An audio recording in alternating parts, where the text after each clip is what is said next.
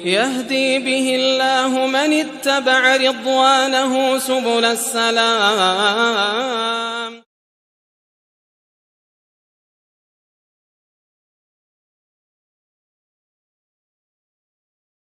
رمضان اختصه الله عز وجل بخصائص، ولهذا ينبغي لنا أن نفرح بقدومه وأن نسر به، لأنه موسم خير.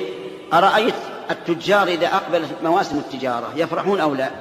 يفرحون ويستعدون لها ويسافرون إليها. وتجارة رمضان أربح والله من تجارة التجار. قال الله عز وجل: يا أيها الذين آمنوا هل أدلكم على تجارة تنجيكم من عذاب أليم. هذه والله التجارة، لأن تجارة الدين يا إخواني، تجارة الدين تجارة في الدنيا والآخرة. وتجارة الدنيا إذا لم تكن على وفق الشريعة فهي خسارة في الدنيا والآخرة. عليكم بتجارة الدين.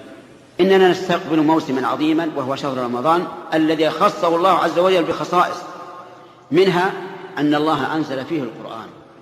وإنزال القرآن نعمة عظيمة كبرى، لأن الله تعالى أنزله شفاء لما في الصدور. يا أيها الناس قد جاءتكم موعظة من ربكم وشفاء لما في الصدور وهدى ورحمة للمؤمنين.